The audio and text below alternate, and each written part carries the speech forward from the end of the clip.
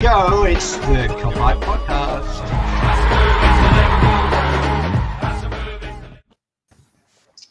Hello and welcome back to the Clobber Podcast. I'm joined here today by Mick, Jay and Wahomi from Yanksucot. And today we're going into the Twitterverse once again. So we'll get right into it. First one, Diogo Jota's first 5 starts for Portugal have included 6 goals and 2 assists. Off to an absolutely flying start for Portugal. Obviously, the goal scoring form we've all wanted to see, over the break. Nice to see him getting back amongst the goals so consistently and showing his talent off on an international stage. Mick, what do you reckon his importance is going to be coming back into this last little stretch of the season now? Huge, and it's nice that he's getting these goals and assists for Portugal, so it's playing him nicely into form for us, because obviously we've got Arsenal coming up, we've got Real Madrid coming up, we've got some big games coming up, so the more he scores, the more he plays, the better, really, for us. I'm surprised how good he is in the air. Like, a load of his goals have been headers, haven't he? And it's just like, fucking hell, he is actually like a beast, and it's just made up to have him. And if he keeps up that type of form, then it's all better for us. And then coming into a key time of the season where we need him to be getting those goals, I can't wait for the game. It feels like ages since we've played a game of footy. That's why, and these pods don't seem as frequent. But yeah, we'll be getting back into it soon. So I'm hoping Hot is going to be or Jota or whatever his fucking name is going to be a big part of that. All right, well, homie, is he the key to a top 4 run to finish the season? Yeah, I think we missed him badly, obviously, early in the season when he was injured. And I think if Joel was fit, we'd still be in the title race. That's how highly I rate him. So I think him coming back and just carrying Portugal realistically shows how good he is. I think what I like about Jota is he's different. He makes runs that the other strikers don't make type runs. Like he'll go to near post. He'll peel off his mark and try and get headers. You might not see Mane, Salah, or Firmino kind of making the same runs, so he gives us something different. So I feel like going into, say, the Arsenal or Madrid game, he's going to offer something completely different that Madrid aren't expecting from us. And I feel that I've seen a lot of Madrid fans actually say they're not that bothered about Jota. So I think if he plays, it's going to be a big surprise for them. Like, they're going to be focused so much on Salah or Mane, and they'll forget Jota. And as you've seen, as Mick said, he can score headers, score his right, his left foot. He can create, So I think like keeping Jota firing and fit is crucially 100% to our top 4, and also us going far in the Champions League. And with Jota, we've got a chance. All right, well, he was kind of a bit of a out-of-nowhere signing this past summer, but it almost seems like Liverpool can't play without him, can't score without him at the moment. So, Jay, do you just want to sum up what he's done for this squad so far this season? Give him a kick up the arse, and that's what we've wanted. So, yeah, I say that because obviously he's put pressure on the front 3 to start. Do you know what I mean? So, and that's, we knew he was going to be that rotation striker, but we didn't realise how good he would actually be. Did we really? We all knew what a good player he was for Wolves, but it's to step up Liverpool. So it's really pleasing to see the progress he's made, and yeah, long may it continue. All right, well, we're going to stick with the striker situation, and obviously it is an international break, so there will be rumours of returns of certain players, and this man has not been one of the guys that's been missed out in those rumours. Luis Suarez, obviously the rumours are heating up, and as this man just responded, Fabinho will. We have Firmino and Origi as options at striker. Who would say no to 1 year of Luis Suarez, gegenpressing, and finishing our chances for once? Well, homie, what do you reckon? Suarez back in the red shirt? I don't see it. He's not an FSG signing. As good as he's done at Atletico Madrid, and yeah, fair play, he's done really well there in terms of Barcelona was stupid for letting him go because he's firing Atletico Madrid to like the Liga title, but he's not an FSG signing. At 34, the salary he's going to be on. As much as I think Suarez was an amazing player for us, he's the past, and we need to start looking beyond the Suarez as a continues of like bringing back that romance and thinking they're going to come back to us. Liverpool need a striker that's younger. We're going to bring a forward, someone that's forward and actually start reducing the average age of our squad because we've got an aging squad right now. So to bring a Suarez, it doesn't make sense on high wages. You probably want like a 3-4 year contract. So I don't see anything. There's rumours. I just think I think we're getting a lot after leading to the Madrid game. We're getting a lot of stories from Spain about our players or about our transfers, and it's all just to distract us, because whether it's Suarez, whether it's Coutinho, whether it's Madrid wanting Mane or Salah, or today is us wanting Depay, Marcel pointing that we're after Depay. It's all just to try and destabilize the club and cause distraction. So I don't buy anything in the Suarez transfer. Just before, sorry to cut you off there, Tim. Breaking news right now. It's just been announced that Paul Gorst has just tweeted now that LFC's owners, FSG, have tonight announced a £538 million investment deal with Redbird Capital. The deal has actually been completed. The American group say the deal will enhance our ability to pursue future growth opportunities in a more accelerated way. So that is breaking news right now as we've gone live to that. It's that FSG. That it's a deal that we've all known that's been going through. So Tim, let's go to you for your reaction on that one. Wow. Well, it certainly opens up a door to all these young striker rumours that have been floating around for a year and a bit now. The Mbappe, the Haaland stuff. I don't know if that will all go towards transfers. Obviously, that I'm sure there'll be splits. I'm sure that some of it will go towards expanding Anfield and so on and so forth. But if the majority of that goes to transfers, I'm expecting to see a bit of an overhaul and a bit of, as Wahomie mentioned, a bit of a youth movement into the squad. I think that if we were going to do it, I think now's the season. I think coming off of the season we've had, and obviously it's not finished. I think we're all excited for what the potential of the Champions League has to offer yet. But at the same time, we would all like to see a bit of a younger average age in this squad, I reckon, and something that's going to push us towards being more consistent over the next 5 to 8 years rather than just over the next 2 to 3. Well, I'll just read a couple of the points from the article that Ghosty's just put up.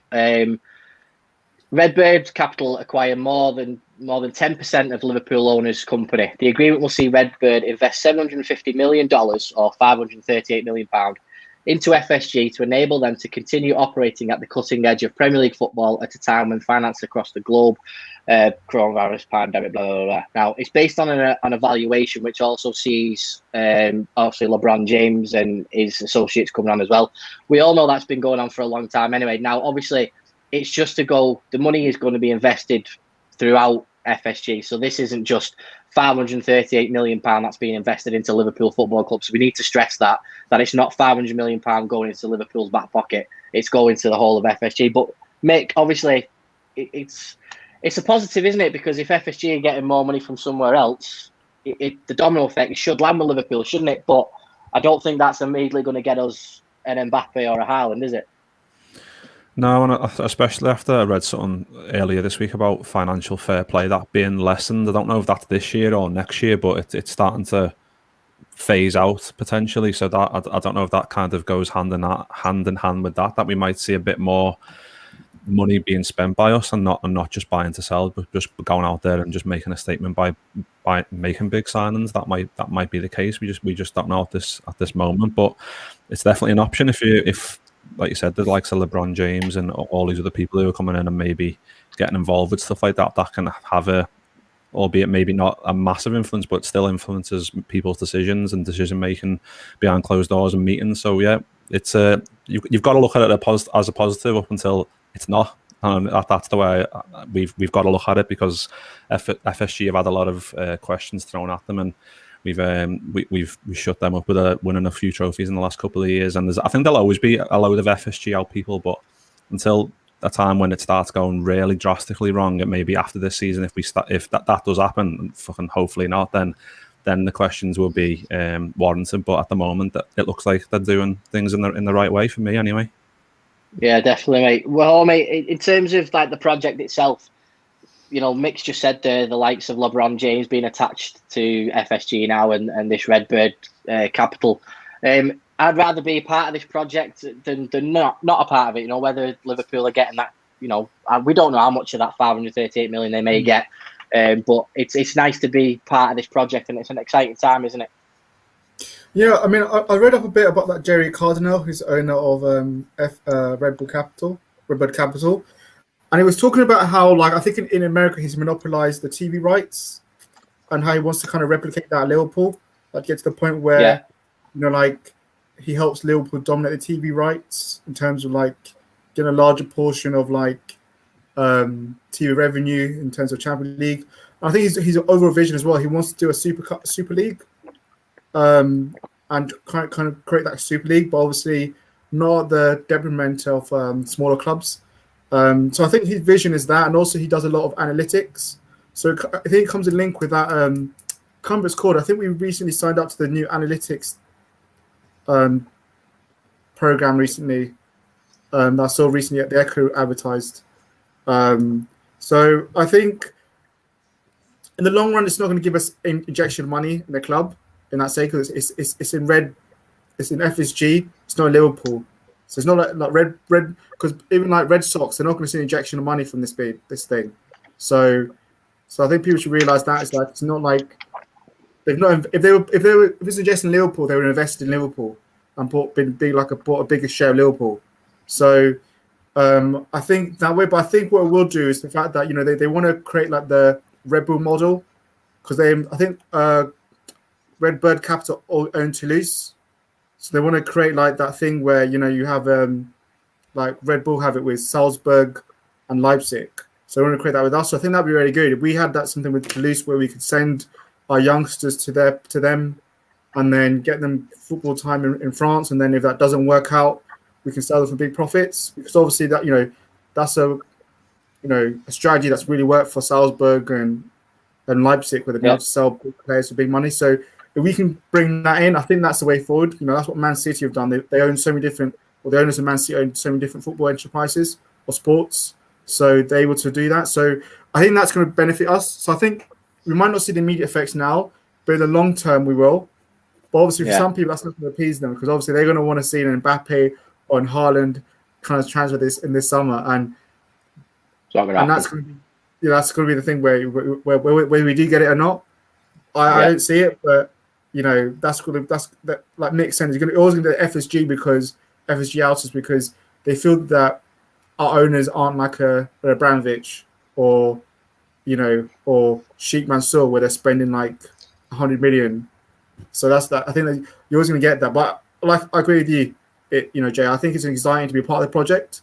So let's see where it brings to the club.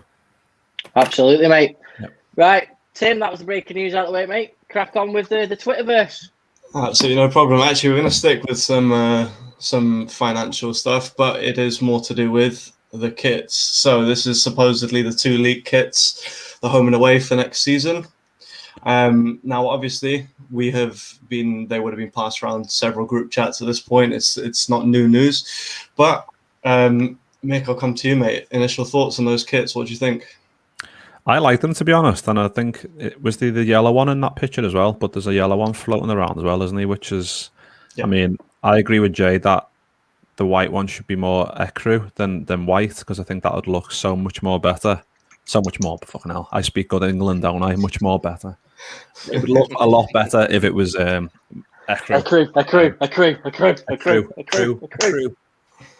I can't speak today, boys. But no, I think the design's decent. I mean, we always see these floating around, don't we, on Twitter and social media, like fan mocked up ones that usually look a lot better than what we actually get. But if they're going to be the ones that you've just shown in the picture, then I'd be happy with that. And I think whatever you see Van Dijk in the kit, you're like, yeah, that's a nice kit. And I think, I think at the end of the day, it doesn't. I mean, kits make the memories that you're making the kit is what it's all about. If we go on to win the title again next year in that kit, then it'll always be synonymous with us being boss. So nice kits, albeit. But in regard to the white one, I've seen a lot of people saying that the stripes on it are a bit too similar to Man United, and I was like, well, that's quite Liverpool as well, though. In our past, our away kits, we've had that quite a lot over the years. I mean, Jay will probably tell you the exact years because I can't remember, but there's quite a few where we've got that. 2011. Yeah, for one. But I think they're, if they're the ones, then I'm more than happy with them because I think they're nice. Yeah. All right. Well, I mean, the Man United thing was actually something I was going to bring up and actually ask Jay about because he is the kit man himself. But yeah, I sent these over to my dad and asked him for his opinion, and he much preferred the yellow and red over the white, red and black jersey, just because, as he put it, red, black and white tends to be more Man United than it does Liverpool, and especially in recent memory. But Jay, thoughts on the kits? Yeah, I mean, with the red one, if you bring them back up against him, what I would say about that red one is I'm not too keen on the sort of the brighter red of it. If it's true, if that was white, I would. Oh, that would be up there in one of the top 10 kits ever because of the white. If it had white on it, but because it's a two-tone red, I'm not a massive fan. But like Mick said, it's the memories that you make. I didn't really like the 2019 home shirt. Wasn't really a big fan of it, but we won the Champions League in it. So again, it's going to hold a lot of memories for us now. And I think with the away one, the people are kicking off about the red and the black. If you want to look back at the Premier League, 2004's away kit had red and black and white on it as well. 2011, like I said, red, black and white was on there as well. So it isn't just a new thing for people. It has actually been there in quite a bit. Chris Kelly, spot on. I'd wear a bin bag with a Lima bird on it. Absolutely spot on. You would, wouldn't you? Because, people kicked off this time last year about the Nike shirt, didn't they? But it was one of the biggest selling ones ever. So there's this argument which will, you know what I'm like, boys? I could go to town on this thing about the grown men wearing kit things, and Chris Kelly's. I've had conversation with Chris about it. People who get really think about the kit are the same people that don't buy it. So if you're not going to buy it, then just shut up. Do you know what I mean? That's my whole point about it. I will buy it, no doubt. I'll probably buy both of them. But I love what Brian Connolly said in the comments and what Yuki said as well in California, that the yellow one. I think the yellow one, if it's true, is absolutely spot on. I think going with the yellow, with the red, it harks back to the 70s and 80s. And I say this all the time, Don, in the group chat. Every season we need at least one kit that's either white or yellow so it doesn't clash. Fuck around with the third one as much as you want. Blue, turquoise, orange, do what the fuck you want with it. But at least keep one of them white or yellow or a crew. But I'm never going to get a fucking crew shirt, ever. Never. But, yeah, mate, if that yellow one's spot on, if it's true. Yeah. Mahomie, anything to add? No. Not really. I think I'll say this, like, obviously, it's Nike shirts. Nike shirts are never always the best. So, they're not like Adidas where you get like really good low designs and stuff. So, I think people need to understand, Nike can't be like New Balance in terms of the kit designs. So, they're good enough. And, like, there's more things to worry about the kit than the kit. It's true. Good point. True. All right, so we are going to go to another tweet about another aging striker, and the reason is because I have read on Twitter this week that Jurgen Klopp was looking for an experienced striker to fill a gap on the bench to come in and change games, and another one has become free. I think he's pretty good. This guy, he's all right, So yeah. Obviously, wish he had come to Liverpool in the first place rather than playing for Man City, established in 2008. But now that obviously it's Jurgen Klopp has made it clear. I mean, as fans, we've all spoken about the fact that we would like more of a youth input into this team. We've all said that we're a little bit worried about the fact that the front three are kind of leaning into their 30s now. Not that that's a bad thing in actual life, but in football it is, unfortunately. Homie, Suarez or Aguero, who would you rather see in a red kit?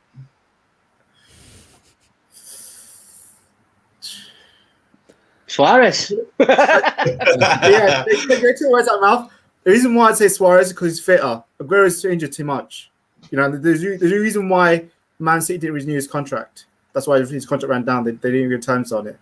So I personally, again, as well, I think obviously Aguero's one of the best strikers ever played in the Premiership. And I was gutted under Benitez that Hicks and Gillett didn't back Benitez to buy Aguero back then, because he would have been amazing when we should have got him with Atletico Madrid, because he was amazing then as well. So I think like now, would I want him at Liverpool? No, because I think he's injured too many times, and plus his wage is going to be ridiculous, And for someone who's going to be play that little games and on that high wages, it'd just be like having Matip or a Keita, or one of those players, just in high wages. So I think I want a big striker, but I want someone that's younger, that shows long-term planning, rather than someone who's, as good as Aguero is. How much football did he play last year? So, can we really afford a guy that's going to be in like 240k or something like that on our bench, who's playing as much as he did for City? So I think it's a romantic thing. I think Aguero is better going back to Argentina, or if you can go back to Atletico Madrid and one of those teams to retire there. But otherwise for Liverpool, I'd give it a miss. All right. Well, I've got an interesting question for you actually, Jay. Is this, we've seen, obviously, we're fully expecting Man City to go into the market this summer and replace Aguero with another top range striker. But at the same time, that obviously isn't, a guarantee. That leaves City without, outside of Jesus, really a world-class striker. And Jesus dives in and out of form, from game to game. He's missing one game and he'll pop up with a couple of goals the next. So are we moving? I mean, we've seen it from Liverpool with Firmino. Are we moving towards teams now moving away from top class centre forwards and goal getters into kind of wingers being the main goal scorers in football these days? Yeah, I mean, it's 6-1, half a dozen the other, mate. I think there's been a lot of it, and the shift has been. I mean, I never thought the football would ever move away from 4-4-2. It was always your two top strikers, and now it's like everybody plays 4-3-3, and that's the thing when the way this generation has moved on, because you've not got you've got a generation now that plays football when they pick up a control pad when they play FIFA, because they want to be the heroes, and that's how it works. And you get a lot of more skillful players now, and it has benefited the game. You see, you look at the likes of Trent. He's such a skillful right back, and the way he's learned and developed his game is the way it's changed from a generation to a generation. So I do think that the game's moving forward, and it is great. It's exciting to have those front three lads that are very, very exciting. There has been over the years the less and less of the out and out striker. That has been happening a lot less, and you are getting the likes of Haaland, he now can play across the front three. Sancho had played a lot up front directly. Now he's playing on the wing, and he's been dominating from there. Salah at one point for Fiorentina was one of their main strikers, and obviously he's now very versatile. So it all depends, doesn't it? 3 up front is definitely the way to go. But I do miss the old days of an Owen or a Fowler or a Torres, just someone to put the ball in the back of the net, just clean. And Aguero is that. Aguero's like you stick him in the penalty box, and good things happen. Van Nistelrooy was the exact same. It's very rare Van Nistelrooy scored a goal outside the area. It's that type of poacher, and that's one of the things that I would love to see Liverpool get, because we all love Firmino to do that. But like you said, Tim, the wingers are smashing it in anyway. But it's if Suarez wanted to come back for and lower his wage, bring it on. Bring it on. Do you know what? That's only made fucking worse thanks to him up there, because all the fucking Suarez goals he's been posting this week. He's wet me whistle. That is very true, but then again, who doesn't love watching some of those goals? They are completely they are unbelievable, some of the things he was doing at the club. Mick, we are going to give you a miss with this one, but we'll come to you first here. So James Pearce reporting that Firmino is back at training at Kirkby and in contention for Arsenal away on Saturday. So the dilemma that we've all been talking about for a while here: who are you starting up top, or is there a change of formation this weekend?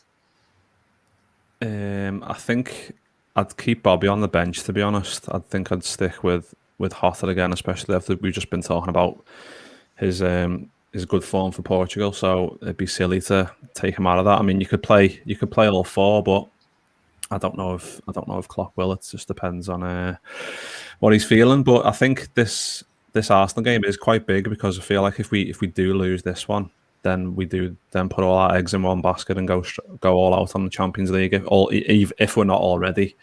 But yeah, it's gonna be a difficult one, because he has been key, but for huge parts at his time at the club, and he's gone through a bit of a dip in form at the moment, which is to be expected when he's playing that often. So I'm hoping that maybe this break's done him good in a way. That a good thing that he got injured, because he's had a bit of a time away. He can come back, recuperate, and maybe be a bit fresher, if that makes any sense at all.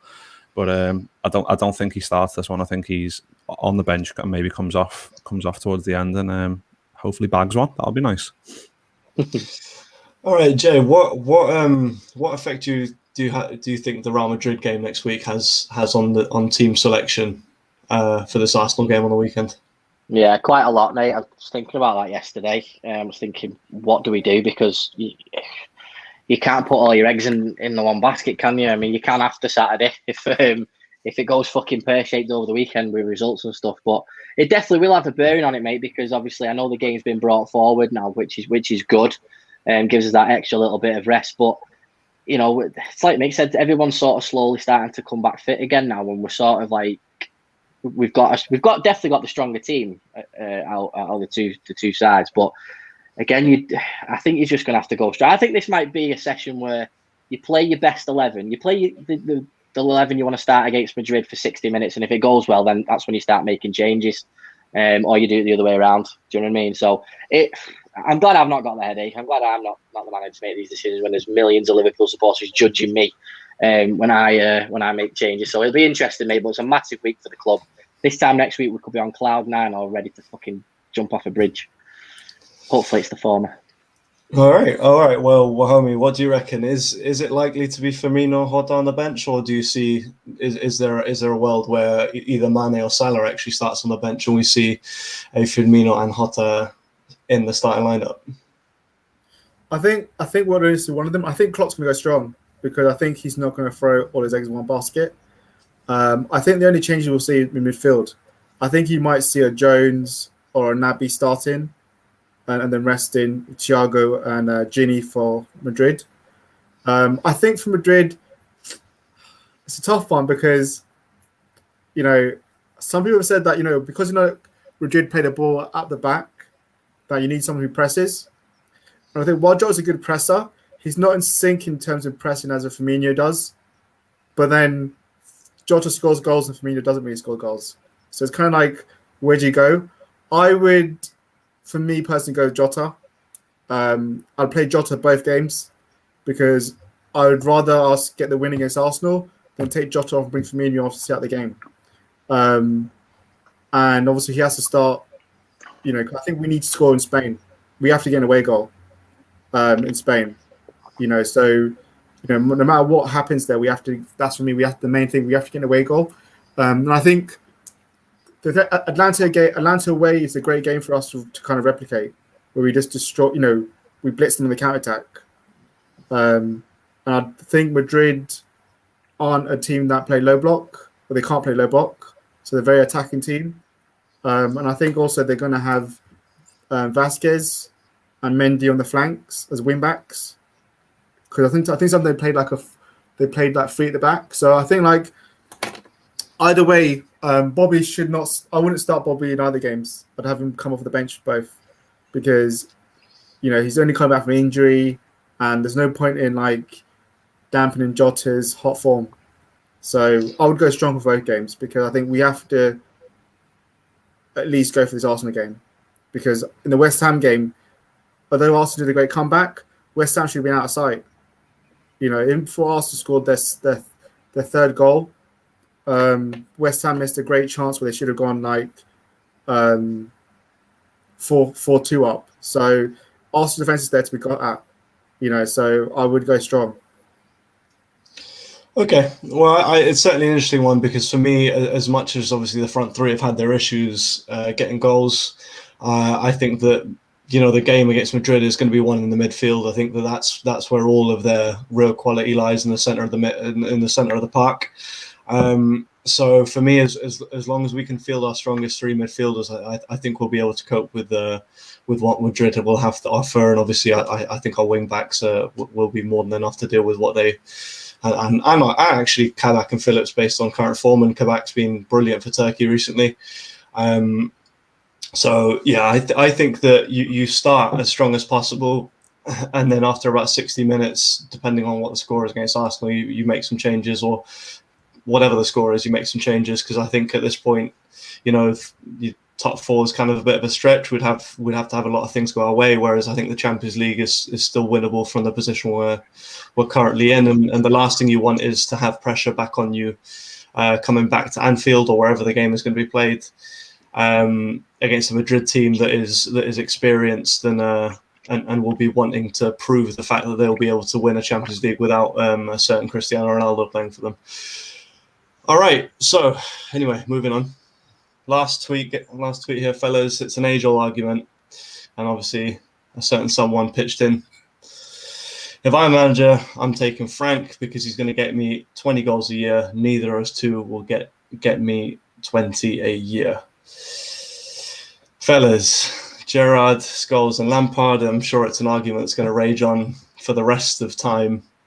Jay, thoughts? Oh, do you know what? I feel like I'm 16 again, and I'm just finishing school. I'm having the same argument again. I wish this debate would just fuck off. I really, really do. All three of them were fucking brilliant. All three of them had their own attributes, which made them great players. So I might plead the fifth on this one, fellas, because I'm not arguing the debate. Rio should know better. I mean, if I was Scholes, I'd be ringing Rio up and go, "Are you fucking joking me? You were more with me than you did Frank at West Ham." You know what I mean? So, yeah, I don't know. I don't really can't be asked answering this question, I'll be honest, because for me, I'm always going to pick Gerrard. Of course I am. If he's going on about 20 goals a season, why does he look at Steven Gerrard from 2004 to 2009, 10? I'm sure he got 20 goals a season every year then when he was playing in an advanced position. So, depends where you're going to play them. But, again, could just appreciate all three. Why couldn't Sven play 4-3-3? There we go. That'd have won us the fucking World Cup in 2002. I said, no, Gerrard was injured for that World Cup, so let's say 2006. There we go. Sorted. Right. Well, anything to add to that? I agree. Like, I think this is like what Jay said. I think it's a pointless argument. I think also you have to remember, like, they're playing different teams. Like, Lampard played around better players. Not taking anything away from him. He was outstanding at Chelsea. I think he was the first really a proper attacking midfielder that was banging in 20 goals a year on the regular. So he set it off for like players around Europe. But Scholes, he was phenomenal. At Madrid, Man United. When you're getting played like Zidane saying that he's one of the best players I've ever played against, Paul Scholes. You got to stand up and take notice of that. And obviously you've got Zidane saying as well the same thing about Gerrard, one of the best players he's played. So I think they're all great players in their own right. And each club is going to be biased towards their own player overall. So it's just one of the things we just have to admire them rather than doing this debate who's better. Because you'd be here all night arguing over who's the better player. Yeah, true. So the real question, Mick, is why didn't England win a World Cup with these three in the midfield? Because England is shite. Too many. Well, Guy Neville not spoke about it, haven't he? Saying there was that team rivalry, they couldn't get over it in the England camp. They were all like going off into separate. The Man United lads, Chelsea lads, Arsenal lads, Liverpool lads would all be separate, and it'd just be a subconscious thing because they didn't want to. They couldn't really. I think England now, you can see it's more of a team than that golden generation where, unfortunately, because obviously that team would have won shitloads if they would have just put league differences aside and just thought, fuck it, let's just play to our maximum. But then you're playing players out of position. I think Scholes was left mid. You had Gerrard left mid as well. You had Lampard obviously bombing on forward. Gerrard would always sit, whereas when I was watching the games, I wanted Gerrard to be on the end of those passes and threading it through and getting on the end of them, but it was Lampard doing it, and that's why he scored more goals. If you ask me who the better player is, it's Gerrard. Overall, I think most people would agree that overall, all attributes, it's Gerrard. Lampard, I don't know. I still think Gerrard's a better goal scorer, but Lampard, you can't deny the stats. Like, he had loads of boss players around him, and Scholes obviously dictated the tempo so well, and he was the fucking king at that. So, they're all. Didn't Lampard finish? He was Chelsea's all-time top goal scorer, isn't he? I mean that's amazing, isn't it? I mean, I know he took a lot of penalties and stuff like that, but that's a phenomenal achievement for a midfield player. It is amazing, isn't it? But yeah, well, I think you just said it. Chris just said it there. Lampard got 20 plus because he was basically the second striker with no pressure to get back and defend. And you look at the teams, obviously we grew up watching, like with Gerrard in, he was amazing, but the players he had around them, fuck me, he was having to defend, take set pieces, fucking take the set piece and then get his head on the corner he just took, just stuff like that, where he was doing everything. And it's, if you wanted someone, if I could pick one player in history to step up and make something count when I needed it to, it would be Steven Gerrard, of course it would, because the pressure that he had on his shoulders for so long and just thrived on it. Yeah, Dan, good point, mate. UEFA put Gerrard on the best team of the Champions League era, no Scholes or Lampard. Yeah, I think you could do a whole couple of hours on this and analyse and scrutinise every little point, but for me it's Gerrard by far for what he did in a team that, like 2005, we should have never fucking won that, but it was through Gerrard that we did that, and same FA Cup as well. Shouldn't have even been possible, shouldn't have even been thought about, but because we had him in the team and he made everyone else on the levels rise, it was doable. So that's why he wins for me. But yeah, England was shit, so that's why they didn't win on. Yeah. Well, the difference to me was always the fact that Gerrard could have any team competitive. It didn't matter what was around him. Liverpool were always, a top 4 team, regardless of who, what, and where was encompassing the Liverpool squad at the time. And people will point out the fact he played with Torres and Suarez and Xabi Alonso. Yeah, but that's 3 players over the course of 7 years. So it's not like he consistently had world class around him. Whereas when you can look at the Chelsea and the Man United sides of the time, and those are some of the greatest teams of the Premier League era, not solely because of Frank Lampard and Scholes, but obviously they had their major roles to play. And let's not take anything away from them. They're both superb players. We all hated watching them because they were a pain in the arse, and they were great at their job at the end of the day. So yeah. All right, well, we're going to wrap it up at that. And just before we go, I'm going to give a massive shout out to Mr. Dale Colin, the goalkeeper for Gibraltar. He's one of my best mates, and he stopped a certain Mr. Haaland from scoring on Norway's visit to Gibraltar. So I just want to give a big shout out. 12 saves, impressive, well played, mate. Proudy, yeah, 12 saves.